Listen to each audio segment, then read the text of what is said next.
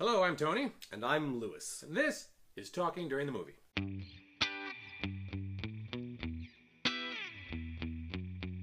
It's the Talking During the Movie podcast with your hosts, Louis Gravance and Tony Whitten. All right, this week, the latest James Bond movie. Now, when I proposed this idea, the movie that we decided to see first to kind of test it out was Skyfall, the last James Bond movie. Mm-hmm. So we went to go see it together. Since then, we've seen movies separately and then come together. But we saw that movie together, and then we went out afterwards and had a little chat. Mm-hmm. And then we said, we think this could work. Mm-hmm. Yeah, that sounds like an idea. Mm-hmm. So now we're kind of coming full circle with the next one, Spectre. Mm-hmm. All right. Well, let's start with you. I think I started last time. You know, Sam Mendes is a stylish director. He does a lot of stylish and cold things. Cold? I saw his production of Cabaret on Broadway. It was fantastically stylish and cold. It was great. It was cold. You know, American Beauty, very stylish, but it's cold. It does have a cold feel to it. Yeah, And I think this movie is very stylish and also cold. Skyfall was. As well. Yeah, it felt cold, yeah. I think that also the use of blues and grays and whites a great deal together.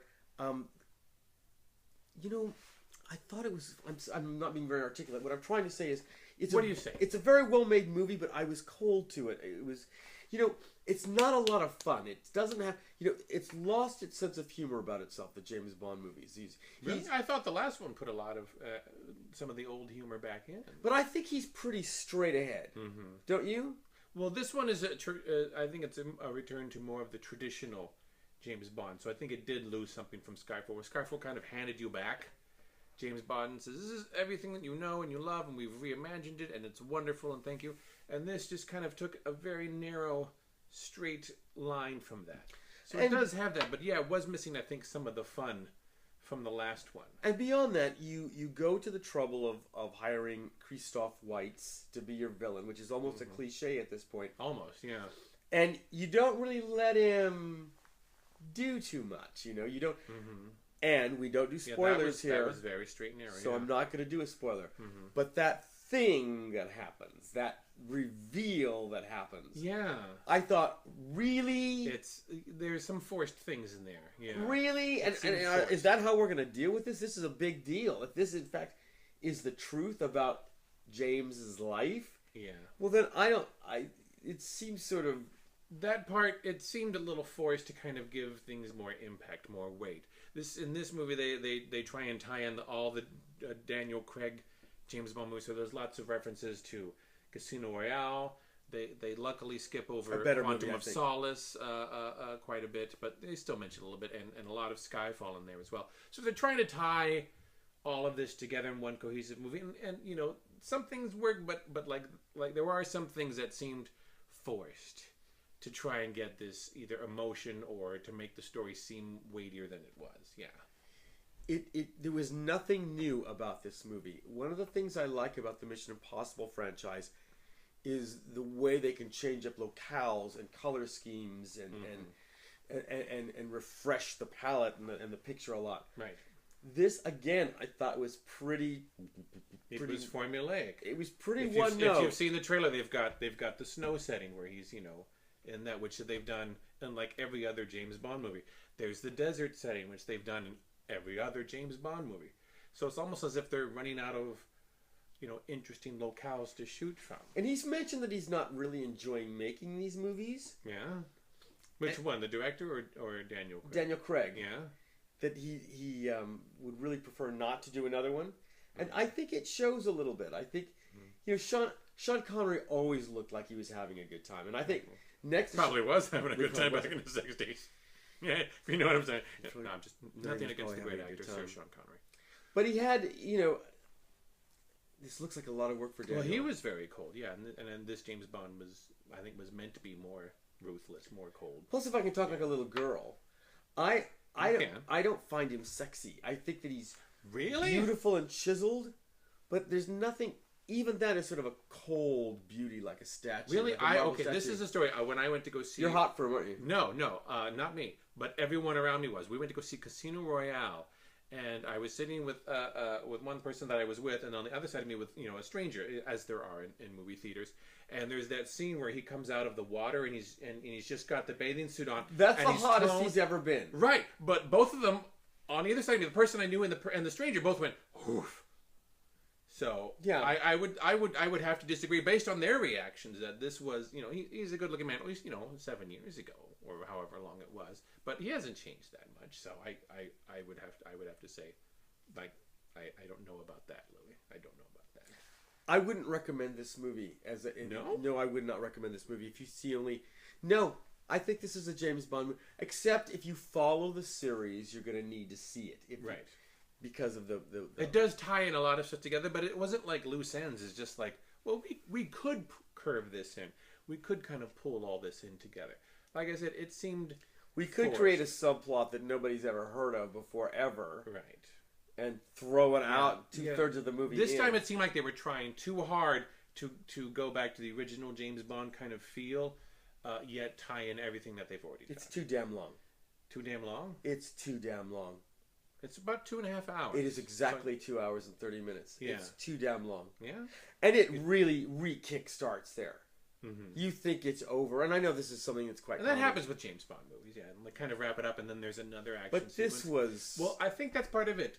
We kind of talked about this during the last movie. That there was a little formulaic with the locations, with the finding the piece of information that takes you to the next location, with the ending, and then the other ending.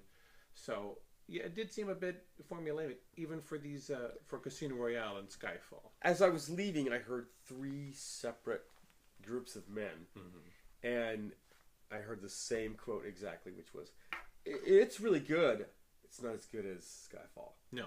So I think that's the feeling, which also could be part of it. Which that was a tough act. Right. To Skyfall follow. was one of the best movies of all of last year, or 3 years ago when it came out. It was fantastic. So it almost seems unfair to compare it to Skyfall. I mean, you can't help but do it. But I would say Casino Royale was a better movie. Like Skyfall, Casino Royale, and this isn't Quantum of Solace, which wasn't very good at all. It's still a good movie, but it falls short of those first two. Those are the James Bond movies. What that he's about gonna the be remembered Christoph for. Waltz thing? He was in standard villain mode, but like you said, there wasn't a lot of oomph. There wasn't a lot of pop. He had a couple like neat little moments, but I think they were just counting on him to sell it rather than, well, we have stuff to sell. Does that make sense?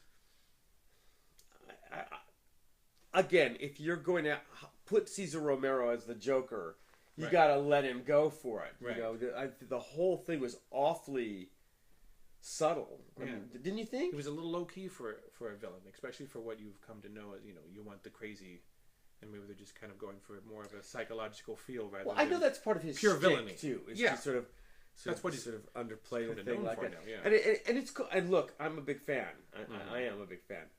But I don't know. He seems to be the go-to guy now. I don't know. That's kind of like the pinnacle now. Is that now he's kind of assumed this. Now he literally is a James Bond villain. But I'd say you'd do better off going to see The Martian, or you'd do better off going to see The Walk. I think The there's- Martian was fantastic. But again, Martian was kind of like Gravity, Interstellar, mush them together. Oh yes, absolutely. Yeah. And There just seems to be a lot of recycling going on this fall. well, It just seems to be a lot of, and that worked. Let's do this. And that worked last time. we're I'll getting ready because you're I'll going to put get that a in lot there, too. more of that this year coming up, man. You're getting more of everything. You're getting, I heard there's some sequel coming out. What is it? It's Stir Wars. yeah, but beyond that, Something like that. you're getting more. There's a rumor on the internet. of everything. No, I'm not kidding. It's this coming year is even more rehashapalooza than usual. I mean, you're getting the 4th and 5th installments of cartoons. Yeah, You're I don't. getting Yeah, we saw an ad for Alvin and the Chipmunks 4. I'm like, why? You don't. Why? I don't understand. Did they make that much money? Did they really? You're even getting Did they really? a sequel to Neighbors. Really? Neighbors 2 even. Really? Pitch Perfect 3. Oh my God, it's even more nutty than usual. Yeah. Do we need that? It's happening, man. It is happening. Did it make that much money? It's happening. Well, they've always cranked out sequels and stuff, and often, the joke is that the sequel is almost never as good as the original. So Except that's the Brady Bunch movie. nothing new. They're even recycling the fact that they're recycling. They're still doing it. So you think people should see this film? I think it's a very entertaining film, yes, and I think it does kind of tie everything together. But it seems, just based on the last few movies, now they've become formulaic. So if you like James Bond, if you like action, I'd say go see it. Well, they've always been formulaic, but I mean, this is even formulaic for this period. For that, yes. For this yeah, because group they haven't been them. up. They really haven't been up till now. But now they've kind of part of the. I don't know if it's the classic James Bond that they're going for. Because you have that moment. You have that moment. If they couldn't extract it from the classic James Bond, is that that's part of it. Is that it kind of has the structure. The best moment was all of a sudden when it suddenly goes to sort of black and white and you hear dun-dun, dun-dun.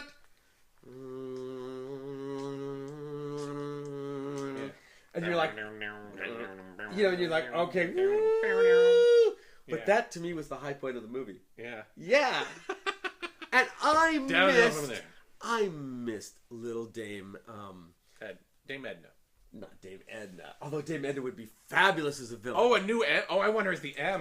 Oh, that would be fantastic. James Possum. Come here, you have an assignment. Here's a radio that explodes. He's off the grid. But no, Judi Dench is what. Yeah, Dame Judi Dench. I missed that little pixie of an old broad. I really did. She was a great M. She was my favorite M. She was fantastic. Ridiculous, but she was my favorite. Well, Ralph Fiennes. You could do worse than Ralph Fiennes. He's a great M. There's lots of good stuff to like. I would recommend it, but I would also say. Okay, but what about the chick? There's always two Bond girls. There's the first one. You mean the second one? I mean the major chick in this one. What about her? What about her? She's a Bond girl. She's pretty. That's about it, huh?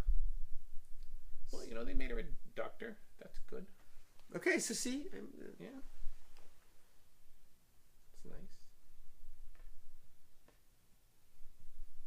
I think you can feel that it's just really not that. Do you need to see it? No. You don't need to see it. No, I'd say there's I would rather if you had to pick between that and The Martian, go see The Martian. And The Walk. Ooh. The Walk. I'd say it's more original, but if you're a Bond fan, you're gonna want to see this. Because it does a decent job of continuing the story. But again, I'd say very good, but not great. Like Skyfall was great. If you're expecting another Skyfall, you're gonna be disappointed. You're gonna be a little disappointed. But I think it's still entertaining. So who should be the next Bond? The next Bond? Who should be the next Bond? Matt Damon. It's not gonna be Matt Damon. Get one of the Doctor Who guys. I think. What about get one of the Doctor Who guys? What about the one that wore the fez? He could probably pull it off. No, you need somebody more handsome. No, what about No, you need somebody more handsome. You know who I think Daniel Craig should have been? He should have been the new Lex Luthor. That's a good idea. Jesse Eisenberg. What about Tom Huddleston? I'm a huge Tom Huddleston. Tom Huddleston as Bond. As Bond? Yeah. I don't see it. He's British. He's kind of a feed. He's kind of sexy at the same time. I don't see it. He's mannered. He'd make a good villain, I think. Play along the Loki. Really? Yeah, I don't know about a Bond. And what about the whole Idris Elba thing? Ooh, I would go for that. Yeah, let's try that. Yeah, I'd be down to see Idris Elba as Bond. That'd be pretty cool. There's quite a campaign for that. Yeah, I'd like to see that. Why? Yeah. I'd like to see what he does with it.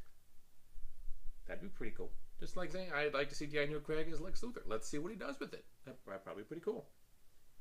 Yeah. Got my vote. Let's see what you do. Let's see what you do with it. Yeah, run with it. Go ahead. Well, thank you for joining us. Thanks for watching. We disagree this time. It's been a little while since we disagreed. I think you can do better than this thing. Well, if you want to do better, watch Skyfall. And he's not that hot in this one. I wish you wouldn't shave. Why do all these men have to shave themselves like they're adolescent boys? Why can't they just be men? I mean, that's the whole deal. It's like maybe he's a hairless cat. I don't know. I don't Maybe, think so. maybe it looks good on. No, it has that digital. shaved goosebump thing whenever they get close, you know? Yeah. Yeah. I think Pierce Brosnan was hairy, if I remember right. I can't remember now. Well, Maybe I'm thinking of Mrs. Doubtfire. who's the worst Bond? I can tell you. Are you gonna say Timothy Dalton? Yes. We only had like 2 shots at it. And it was bad. I don't know. I liked the first one, Living Daylights. The second one wasn't very I good. never liked him. No, I liked the Living Daylights. And by the end, Roger Moore was just drunk. See, I grew up on Roger Moore. I missed Sean Connery. Okay, I came but by in the just last after one, Sean is Connery. it View to a Kill? I think Yeah. maybe he's just, but Yeah. he's clearly like, View barely to Kill there. wasn't very good, but like Octopussy was. Oh, yeah. was fantastic. There was good Roger Moore stuff in there. So and there was some humor, especially in the Roger Moore ones, but You can do better. still pretty good. This is Louie I'm Tony. Thanks for watching. talking during the movies.